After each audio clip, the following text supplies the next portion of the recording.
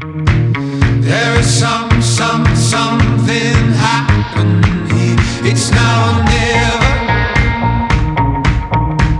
'Cause there's something happening here. Hi everyone, it's Wendy here from Artemis. Hi, it's Dr. June. How are you? So we have a very special episode for you today, and it's a topic that's very hot right now on everyone's social pages and everything, but it is about CBD. So we're having a CBD 101 session today. And I'm so happy that Dr. June's here because she is the incredible expert and she has such a wealth of information that she can share with us just about CBD and how CBD can help us. So with that, let's start. Dr. June, take us through what is CBD? So CBD is a cannabidiol, and it's part of the cannabis plant. And when I mean cannabis plant, it could be either from the hemp plant or it could be from the marijuana plant. And CBD is one of the main players of the cannabis plant. Mm-hmm. What's wonderful about CBD is that it is an anti-inflammatory, 10 times more potent than aspirin. Oh, wow. And much more potent than steroids without all the side effects. It's an anti-pain, anti-muscle relaxant, anti-anxiety, anti-epilepsy, and it works to boost your immune system. Wow. So it sounds like a miracle. Yes. You know, it's so funny because when I was announcing this on my Instagram page that we have a CBD shop, people were saying, like, is this snake oil? Because it sounds like it is the miracle cure for everything. And so how does CBD work, like, with our bodies then? That's a really great question. And if you look at a PET scan, for example, if we looked at a PET scan, there is a whole galaxy of cannabis receptors in our body. In our brain, it's the largest receptor in our brain. Mm. There's receptors in our gut. There's receptors in our reproductive system, in our pelvis. Mm-hmm. There are receptors in our spine. And that's why it seems to work for a myriad of symptoms and diseases. Mm-hmm. You read about it and it says it helps skin, all the way to your digestive system, all the way to pelvic pain or anxiety. But the reason why it helps so many things is because there's receptors just literally everywhere. And the endocannabinoid system is our own natural cannabinoid system. So believe it or not, we make our own natural cannabis molecules. It's found in the embryo. Oh, wow. Yeah. I didn't know that. Yeah. Oh, wow. So we make something called anandamide, which is our own natural cannabis molecules, and that's why it's called the endocannabinoid system. Was it named after the cannabis discovery? It was named after the cannabis discovery. Yeah. Yes. So I was reading that the research of cannabis led to our own discovery of our own system. Exactly. Yeah. Exactly. When I was in medical school, they didn't talk about the endocannabinoid system. Yeah. This is actually a really upcoming topic, as you know. It's all in the media. Right.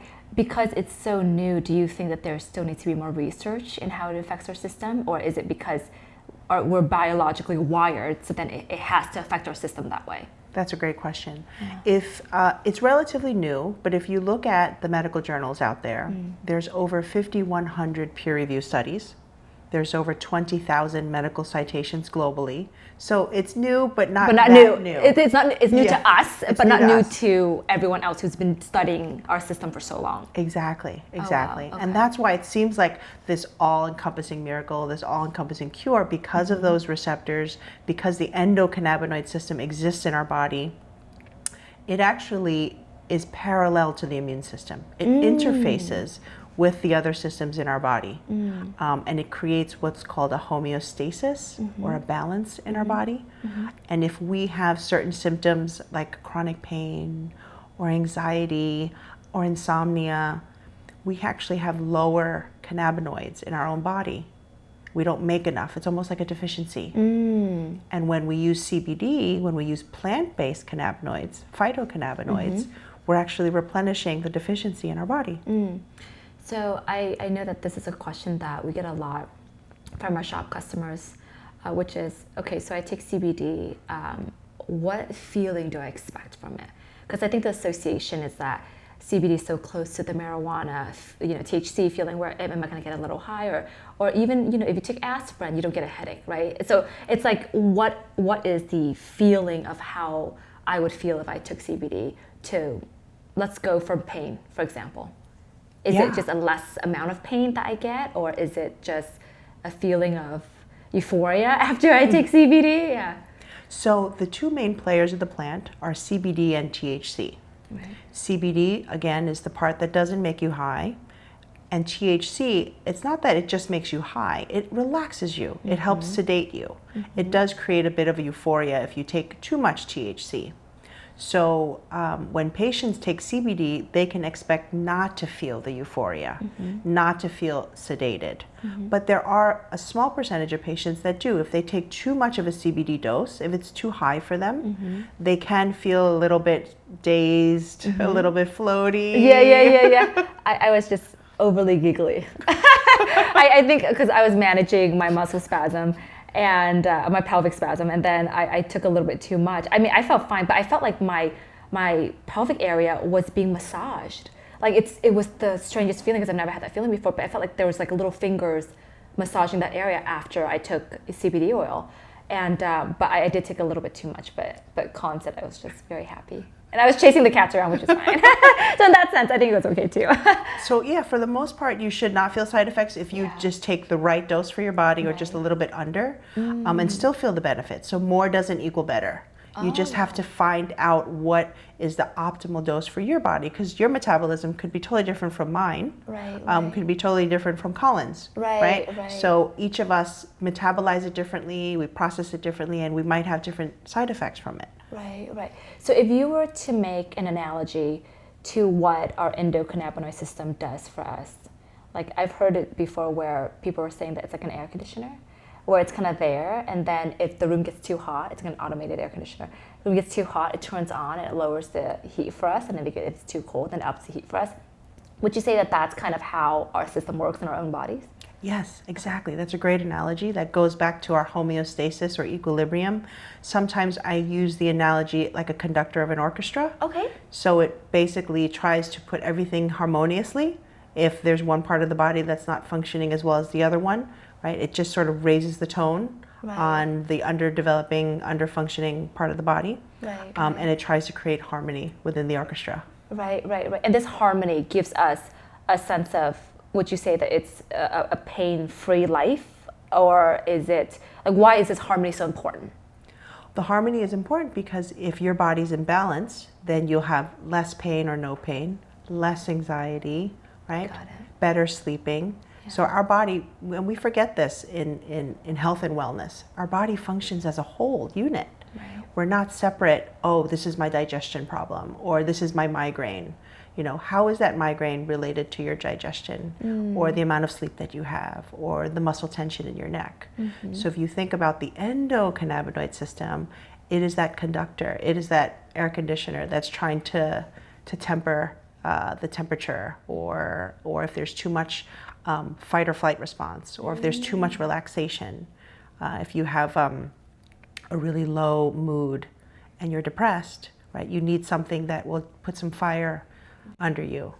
So the endocannabinoid system works to balance that.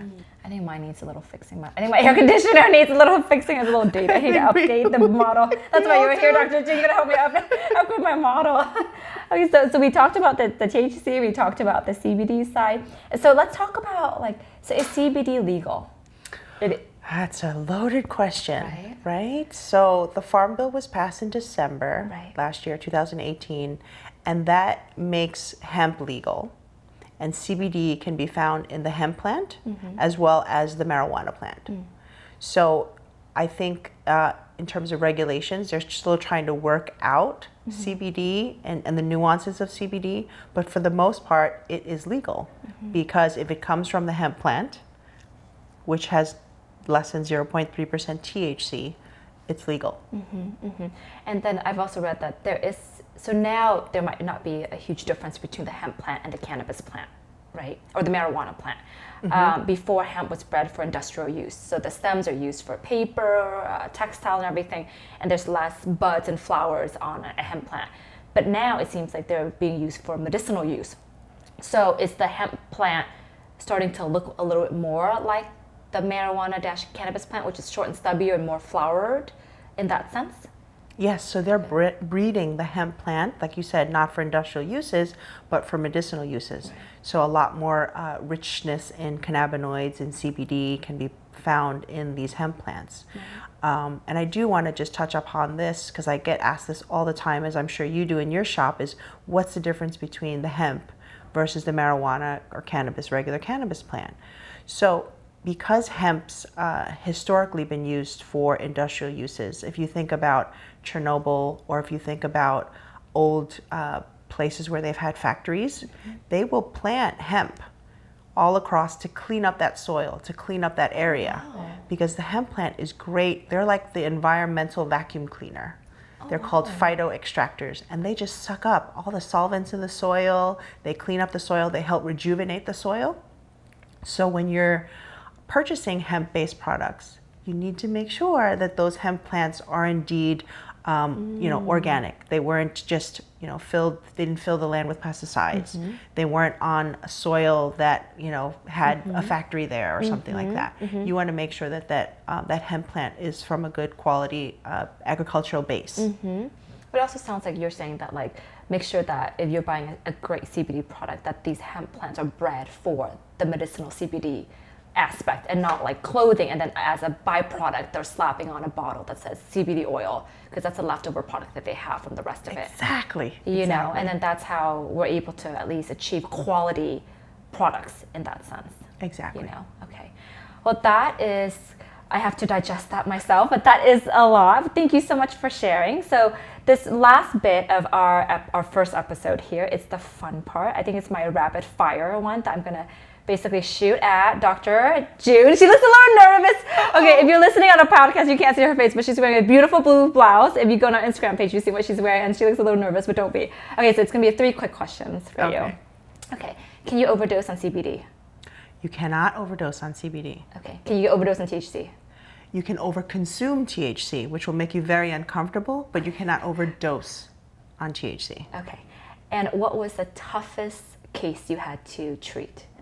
Oh goodness, there's so many tough cases, but the toughest case that I had to treat was a little girl who had over 100 seizures a day, 100 seizures a day. And she was non-ambulatory, so she didn't walk, she didn't talk, and all really the parents could do is sort of pad the room and just let her seize all day long. They tried to remove everything around her, made everything soft, and had blankets everywhere, the foam flooring, and just let her seize all day long. And she was very, very uncomfortable. Well, we're going to definitely touch on CBD and kids and children. So I can't wait for that episode. But we're going to definitely link back to the story that you just shared with us. But well, thank you everyone for being with us. Being our first episode, you just popped our podcast cherry. So thank you so much for being with us, and we will see you again soon. Bye.